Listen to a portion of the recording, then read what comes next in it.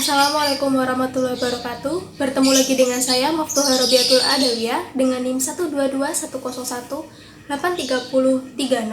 dari jurusan Tadris Bahasa Indonesia Fakultas Tarbiyah dan Ilmu Keguruan IAIN Tulungagung.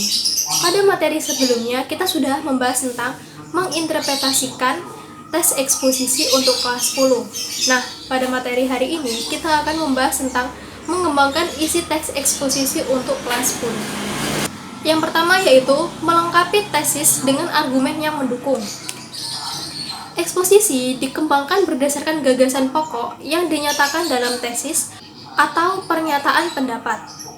Untuk menguatkan pendapat tersebut digunakan argumen-argumen.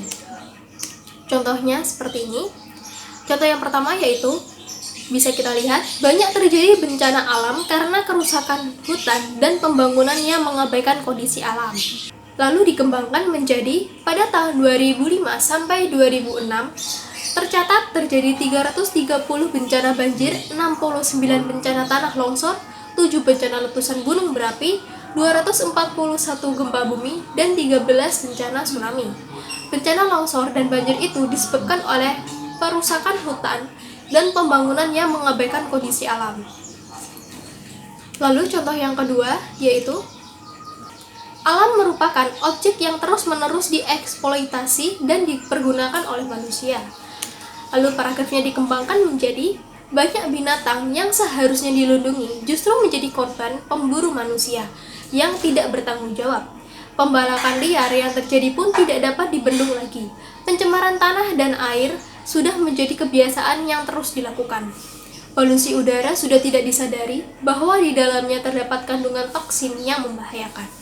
Jadi, dalam mengembangkan sebuah paragraf, kita memerlukan argumen-argumen yang bisa kita cari di dalam buku, internet, atau sumber-sumber yang pernah kita baca sebelumnya. Lalu, materi yang kedua yaitu menyampaikan kembali gagasan dalam teks eksposisi dengan bahasa yang berbeda. Salah satu cara berlatih menyampaikan pendapat dengan eksposisi adalah dengan menyampaikan kembali pokok-pokok yang terdapat dalam teks eksposisi. Menyampaikan kembali dengan bahasa sendiri, tetapi tidak mengubah isi yang disampaikan penulis aslinya. Jadi dalam menyampaikan sebuah gagasan dalam teks eksposisi, kita harus menggunakan bahasa yang berbeda atau menggunakan bahasa kita sendiri. Dalam arti kata lain, kita menyimpulkannya dengan bahasa atau dengan pengetahuan yang sudah kita ketahui tanpa mengubah isi dari teks eksposisi tersebut. Contohnya, penyampaian dalam eksposisinya seperti ini. Ini contoh yang pertama. Bumi saat ini sedang menghadapi berbagai masalah lingkungan yang serius.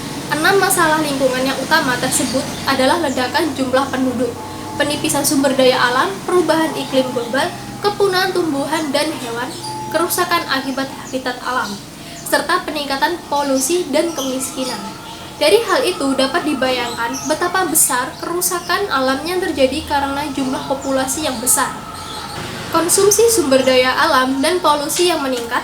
Sedangkan teknologi saat ini belum dapat menyelesaikan permasalahan tersebut. Lalu disimpulkan dan disampaikan dengan bahasa kita sendiri atau dengan menggunakan bahasa yang berbeda seperti ini bisa kita lihat. Bumi sedang menghadapi berbagai permasalahan lingkungan yang serius. Ada 6 masalah lingkungan yang utama, yaitu ledakan jumlah penduduk, penipisan sumber daya alam, perubahan iklim global, kepunahan tumbuhan dan hewan, kerusakan habitat alam, serta peningkatan polusi dan kemiskinan. Kerusakan alam yang terjadi sangat besar karena jumlah populasi yang besar. Konsumsi sumber daya alam dan polusi yang meningkat. Di sisi lain, teknologi saat ini belum dapat menyelesaikan permasalahan tersebut. Sudah beda ya dari gagasan pokok pertama, dan penyampaian dengan menggunakan bahasa sendiri sudah berbeda tapi memiliki inti yang sama, yaitu tentang kerusakan alam. Lanjut, contoh yang kedua, penyampaian dalam eksposisinya yaitu bisa kita baca dan kita lihat, permasalahan seputar lingkungan hidup selalu terdengar mengemuka. Kejadian demi kejadian yang dialami di dalam negeri telah menjadi dampak yang sangat besar. Tidak sedikit kerugian yang dialami, termasuk nyawa manusia juga. Namun, hal yang perlu dipertanyakan, apakah pengalaman tersebut sudah cukup menyadarkan manusia untuk melihat kesalahan dalam dirinya? Ataukah manusia justru merasa lebih nyaman dengan sikap menghindar dan menyelamatkan diri dengan tidak memberikan solusi yang lebih baik dan lebih tepat lagi? Selanjutnya kita akan melihat penyampaian dengan bahasa yang berbeda atau kesimpulan yang kita buat sendiri. Permasalahan lingkungan hidup selalu menarik perhatian banyak orang. Bencana alam yang seringkali terjadi di Indonesia menimbulkan kerugian yang sangat besar, baik harta maupun jiwa. Bencana alam yang bertubi-tubi tersebut belum mampu menyadarkan manusia untuk melihat kesalahan dalam dirinya. Apakah ini pertanda bahwa manusia merasa lebih nyaman menghindar dan menyelamatkan diri tanpa memberikan solusi untuk mengatasinya? Nah, dari materi tersebut atau dari dua materi yang sudah saya jelaskan, yang pertama, mengembangkan gagasan pokok dari teks eksposisi, dan yang kedua, menyampaikan teks eksposisi dengan menggunakan bahasa sendiri. Dari kedua materi tersebut, adakah yang ingin ditanyakan atau belum ada pertanyaan? Baik, kalau tidak ada, kita langsung kesimpulan. Kesimpulan dari materi ini, atau kesimpulan dari materi melengkapi tesis dengan argumen yang mendukung, yaitu yang pertama, menjelaskan pendapat agar pembaca yakin. Yang kedua, memerlukan alasan atau fakta untuk membuktikan berupa peristiwa gambar atau grafik dan lain-lain. Maka dari itu, kita memerlukan banyak argumen atau banyak sumber yang mampu mendukung gagasan yang sudah kita kembangkan. Lalu yang ketiga, menggali sumber ide dari pengamatan, pengalaman, dan penelitian. Nah, inilah fungsi dari mengapa kita harus mengumpulkan banyak argumen dari yang kita baca, yang kita lihat, atau yang kita dengar, agar teks eksposisi yang sudah kita kembangkan mampu membuat pembaca semakin yakin dengan pengembangan teks eksposisi yang sudah kita kerjakan. Lalu yang terakhir, yaitu yang keempat, berfungsi mendukung tesis atau pernyataan penulis. Nah, setelah kita lihat simpulan dari materi melengkapi tesis dengan argumen yang mendukung, simpulan selanjutnya yaitu bisa kita lihat menyampaikan kembali gagasan dalam teks eksposisi dengan bahasa yang berbeda. Nah, yang pertama yaitu menentukan gagasan pokok yang terdapat di dalam teks eksposisi. Jadi ketika kita membaca teks eksposisi, kita langsung mencari gagasan pokok dari teks eksposisi tersebut. Lalu yang kedua, mengumpulkan informasi penting yang terdapat dalam teks eksposisi.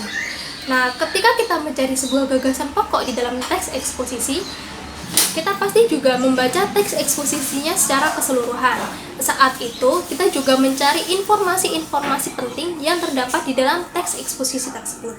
Lalu yang ketiga, menyimpulkan informasi atau gagasan pokok yang telah ditemukan atau dikumpulkan. Setelah itu, kita mengumpulkan semua poin, yaitu yang ada di poin pertama dan poin kedua, poin gagasan pokok, dan mengumpulkan informasi.